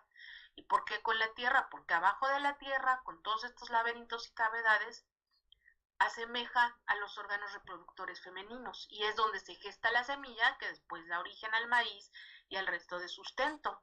Entonces este vínculo con el agua es fundamental, es tierra-agua, y es irrompible este nexo. Por eso es tan fuerte la lucha que se lleva a cabo por la tierra. Al respecto, quiero variar, no sé si varío mucho, pero creo que también tiene que ver Sobre esta lucha, Freddy, que tú hablas, que se lleva a cabo en Tila, sobre la relación con Óscar Arnulfo Romero, porque al final somos muy parecidos o somos lo mismo que los países centroamericanos, ¿cómo tuvo que ver ahí la lucha zapatista? O sea, la del Ejército Zapatista de Liberación Nacional en los años 90.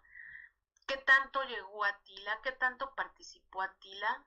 ¿Qué tanto también se relacionó con la lucha por la tierra o eran intereses ajenos a la población? ¿Qué opinas al respecto? ¿Cómo lo analizas tú? Bueno, dentro del punto de vista, sí llegó a grandes términos la lucha zapatista en Tila. Creo que muchos de los simpatizantes actualmente zapatistas aún siguen metidos en la cuestión ahorita del pleito que tienen con cuestiones del ayuntamiento en Tila, pero creo que lo que más pues no repercutió en el aspecto del ZLN, sino que simplemente el gobierno, para contraatacar el sistema del ZLN, formó lo que pues, se llama los famosos paramilitares, ¿no? Y el paramilitarismo fue la parte esencial para destruir, pues lógicamente, muchas de las poblaciones que estaban a favor del ZLN. Lamentablemente muchas poblaciones fueron quemadas, abandonadas, y mucha gente se fue a vivir nuevamente en la montaña por represalias hasta este tipo de sistema llamado paramilitarismo, ¿no? El STL sí tuvo un gran poder en esa zona. Realmente ahorita todavía aún creo que forman parte aún esencial dentro de la lucha de lo que están viviendo los choles, pero creo que fue parte esencial, y sigue siendo parte esencial de la lucha que tienen actualmente los indígenas por su derecho a la tierra, por su derecho a lo que es de ellos, ¿no? Entonces, lamentablemente, pues el gobierno siempre ha tratado la manera de destruir todo eso, pues como también se comenta con las mineras, ¿no? Destruyen, matan a los líderes sociales o los líderes de ellos para tratar de ganar algo a favor, ¿no? Pero acordémonos que yo siempre he dicho, el ZLN nada más vino a sacar mucha de la información, literalmente a sacar todos los trapos negros de lo que realmente había de la guerra susindígena a partir de los años 80, ¿no? Porque realmente el matanzas, así como las de Acteal, ya existían. Lo que pasó con Acteal fue que pues fue una matanza y que todos los medios pues fueron sobre eso, ¿no? Pero realmente las matanzas hacia los indígenas siempre han existido, nunca han terminado, siempre los pueblos son destruidos, siempre, de cualquier manera hay una violencia hacia los pueblos indígenas, y la violencia aún existe, aún persiste. Yo siempre he dicho, y volviendo a retocar lo del tema del señor de Tila, que realmente los choles y sus refundaciones con el señor de Tila no fueron cuestiones solo religiosas, sino que fueron cuestiones de violencia. Los movimientos, tantas veces que los choles se movieron de su lugar de origen, fue violencia, pero una violencia tan terrible, porque hay documentos en donde mencionan que Gil Zapata, un conquistador, llegó y atrapó a 12 principales de Tila y a todos les cortó la mano, ¿no? Y otros les cortó hasta las orejas, y otros les cortó hasta las narices, ¿no? Entonces, la violencia ha sido un parteaguas, creo que para generar este tipo de movimiento, ¿no? Y también acerca de la migración mexicana, también, por ejemplo, ahorita estas cuestiones del narcotráfico en México, ¿no? Que también han generado el movimiento de mucha gente por la misma violencia que está generando el narcotráfico, ¿no? Mucha gente se va de su lugar de origen porque pues el narcotráfico está más no poder, la violencia está tan difícil. Entonces creo que no es que sea tan diferente, pero por ejemplo en cuestiones de los indígenas, pues ellos han luchado pues porque siempre han sido duramente golpeados a través de, de obtener la tierra, ¿no? En el caso de las personas que ahorita las matan, porque las mineras son parte esencial pues del progreso, entre comillas, pelean también por su lugar donde vivir, porque pues ellos no quieren ver destruido todo lo que ellos tienen, ¿no? Y en el caso del narcotráfico también, porque el narcotráfico pues quiere también tener todo, ¿no? Quiere tener las tierras, quiere tener todo para generar pues más dinero, ¿no? Al fin de cuentas el dinero es la parte esencial que siempre ha generado este rompimiento social, esta disfunción social que estamos actualmente viviendo en México, ¿no? Y que creo que en vez de controlarlo está yéndose más para arriba, ¿no? Entonces, esas son esas cuestiones que creo que el STLN vino a descubrir, desenmascarar la violencia hacia los propios pueblos indígenas y principalmente, pues lamentablemente después de desenmascarar esta violencia, siguió generándose más violencia, pero ahorita lamentablemente como estamos ya más callados, ya no se dice nada de la violencia, pero realmente la violencia en pueblos de Chiapas aún sigue, ahí está en el caso de los indígenas creo que es del pueblo de Huiquiupá, no sé de qué pueblo, que están igual siendo sacados por la violencia, están nuevamente caminando, parecen peregrinos también que han sido sacados de sus tierras porque la violencia también está tan extrema que ya no se puede vivir ahí, ¿no? Es lo que creo que es el punto de lo que uno puede comentar sobre el ZLN, ¿no, doctora? Sí, creo que como decía una de las invitadas en el programa pasado, la doctora Robledo, estamos hablando de una continuidad de violencias, ¿no? Posiblemente en las zonas de Chiapas, pues primero era la lucha contra los terratenientes, después viene la lucha también del gobierno en contra de todas las formas de organización indígenas, ahora es el narcotráfico, la misma delincuencia social, etcétera. Entonces sí, estamos viviendo una situación muy compleja y bueno, y entonces todo el panorama que nos has dado nos ha permitido como entender, o al menos así lo interpreto, que una imagen que aparentemente podría reducirse al ámbito religioso se convierte realmente en un símbolo de lucha, de las luchas pasadas que comentaste, pero también en un estandarte de resistencia actual. Entonces creo que por eso estas imágenes se tornan tan importantes de entender a fondo. Y bueno, para cambiar un poco esta situación tan lamentable que vivimos en México, yo te quiero preguntar, ¿nos podrías platicar un poco ahora cuáles son las festividades actuales, cuándo se celebra la fiesta del Cristo Negro de Tila, qué se hace, qué actividades tienen y cómo se siente el ánimo en el pueblo, si van de otros pueblos, si es muy local, etcétera? Bueno, las festividades más importantes del Señor de Tila son el 15 de enero, que es el día de la coronación, así se le llama, día de la coronación, que es 15 de enero. Luego vienen las festividades de Semana Santa, luego viene la festividad de Corpus Christi, y por último, no, luego viene la festividad de 3 de mayo, perdón, que es el día de la Santa Cruz, y por último se terminan ya las festividades a partir del 9 de diciembre, empiezan otras festividades, ¿no? Si vemos dentro del año. Ahí es donde entramos en la discusión propiamente de que si realmente la festividad del Señor de Tila es una festividad normal o es una festividad también dedicada a Esquipulas, porque pues el 15 de enero también es festividad de Esquipulas. Pero en el caso de Tila se empieza con un novenario, o sea, el novenario inicia, si no me equivoco, el 6 de enero. El 6 de enero inicia la novena dedicada al Señor de Tila, y esa novena va a estar acompañado principalmente de los casi 8 barrios de Tila.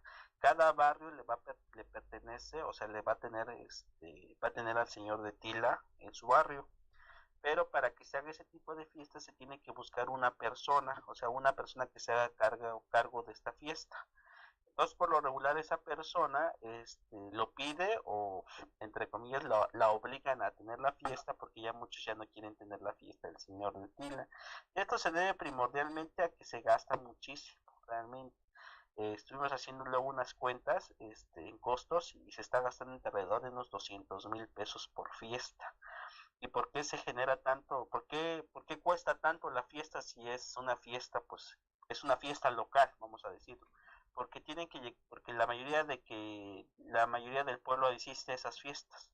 porque realmente es una fiesta indígena, es una fiesta de comida, es una fiesta de comunidad, es una fiesta dedicada realmente hacia la comunidad del pueblo de Tila. Entonces son 9 días de esta fiesta y el 15 de enero se termina la fiesta con la velación del Señor de Tila y la coronación, que es una coronación que traen del pueblo de Limar, es una corona que van a poner al Señor de Tila. Esa fiesta es muy importante y es lo que ahorita estamos discutiendo con Citlali, porque esta fiesta estamos encontrando que realmente la fiesta del Señor de Tila empieza desde el 9 de diciembre. Y empieza desde el 9 de diciembre porque el 9 de diciembre es la fiesta del Día de la Concepción y es cuando hacen la danza con este palo negro el día 9 de diciembre.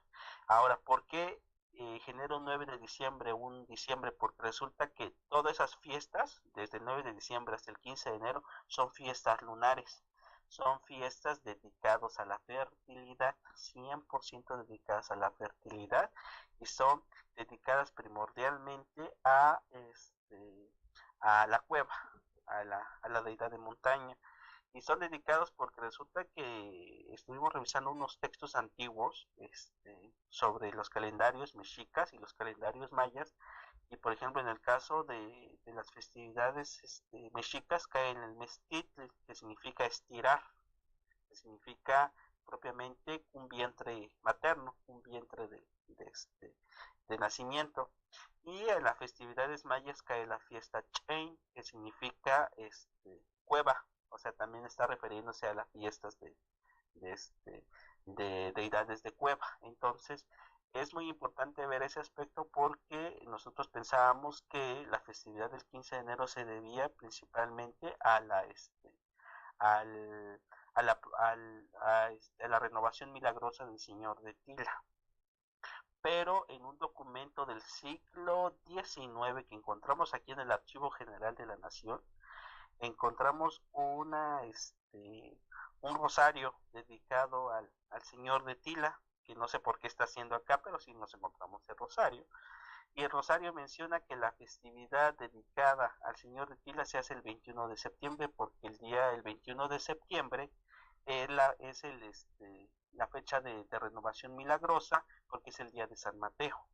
Entonces dice ahí, fue un día de San Mateo, el día en que se hizo la renovación milagrosa del Señor de Tila. Entonces fue un 21 de septiembre, no el 15 de enero como todos dicen. Entonces nosotros estamos diciendo que el 15 de enero es una fiesta dedicada hacia la luna, dedicada a las deidades terrestres, realmente, no dedicada a la coronación, a la renovación milagrosa del Señor de Tila. Después de estas fiestas viene la fiesta de Semana Santa. Antes de la fiesta de Semana Santa viene la fiesta de Carnaval. La fiesta de Carnaval es muy importante porque yo siempre he dicho que esas fiestas son determinación del año indígena.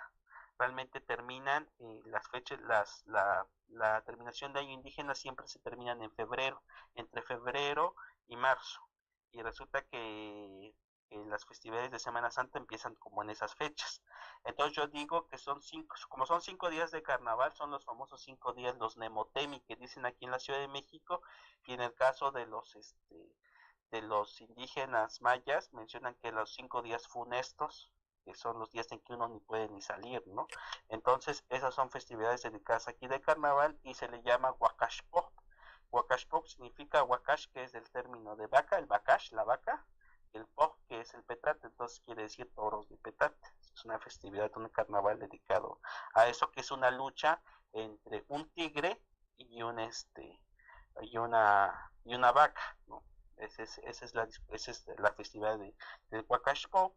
Y lamentablemente ya no lo hacen porque la iglesia lo prohibió. Esa sí prohibió esa festividad, ya no lo hacen. Ahorita actualmente ya se hace gracias a otro tipo de personas, pero lamentablemente esa iglesia ya está prohibida en Tila, ya no la hace. Ya hasta los mismos indígenas ya no deciden hacer la fiesta, ya lo hacen por otra forma. Esa está prohibida, esa fiesta. Entonces luego viene la fiesta de Semana Santa, que es donde sacan a un Cristo a pasear. Y la Semana Santa termina con la crucifixión de Jesús, que es un Cristo que ahí tienen y lo crucifican también. en la parroquia de Tila. Luego viene la festividad del 3 de mayo, que es la más importante de todos porque es la fiesta de petición de agua. Y ahí se suben a la montaña donde el señor de Tila apareció. Ahí sí es muy importante esa festividad.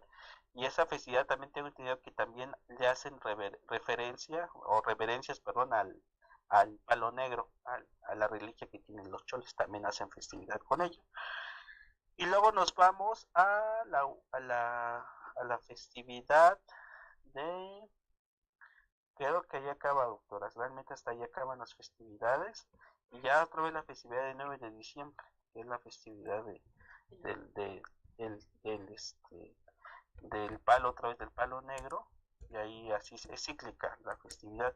Lo que sí es que cada año se cambia de mayordomos. Cada año. Y el cambio de mayordomía se hacía en la época del famoso carnaval en Huacachpo.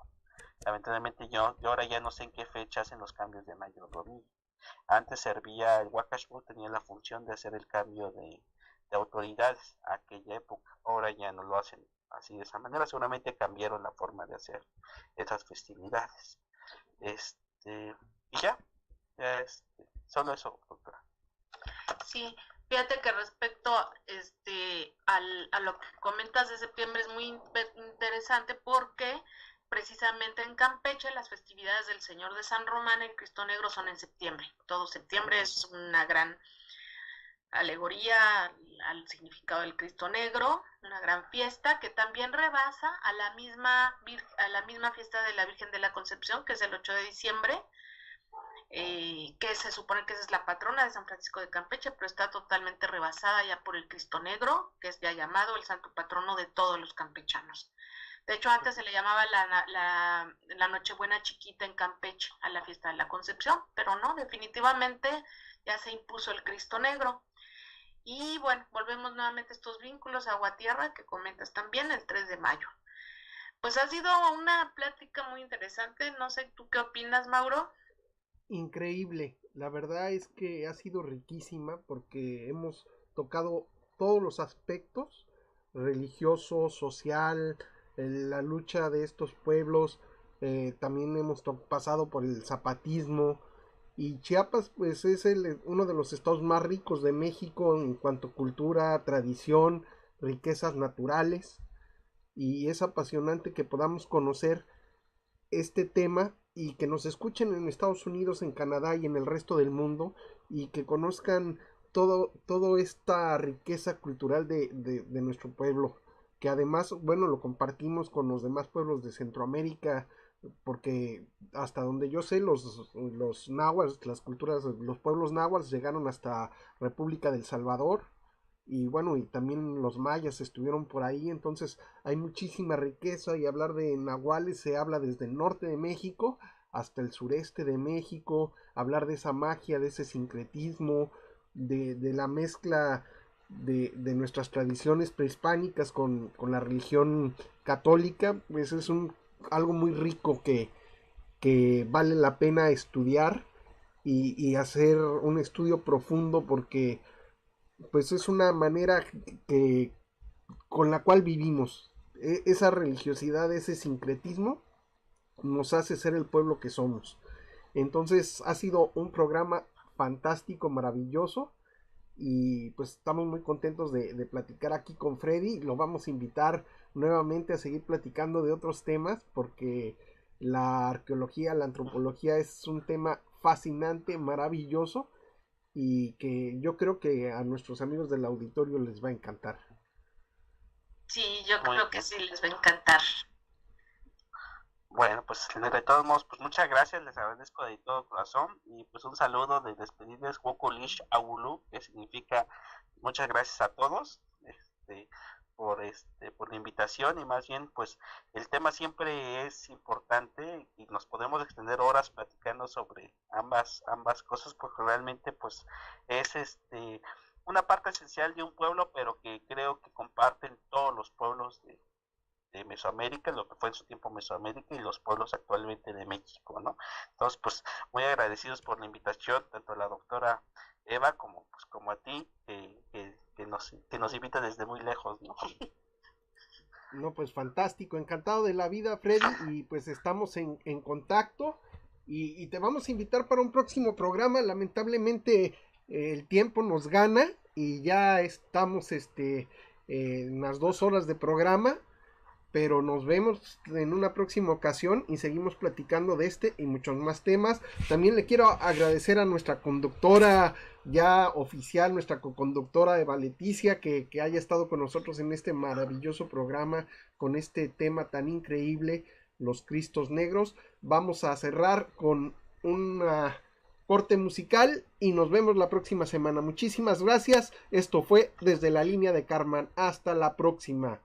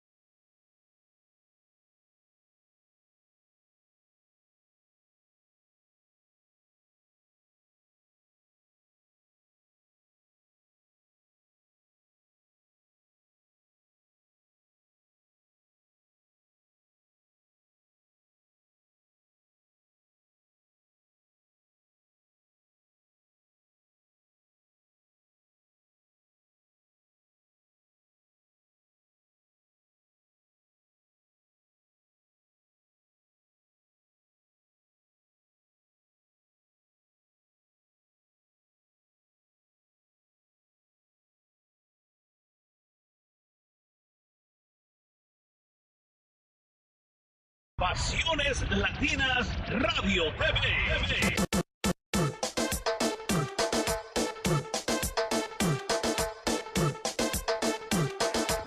You're in the mix with DJ Chimala.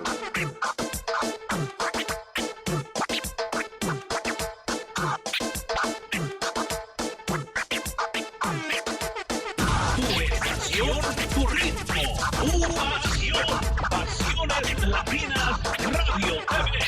La estación que es para gente como tú.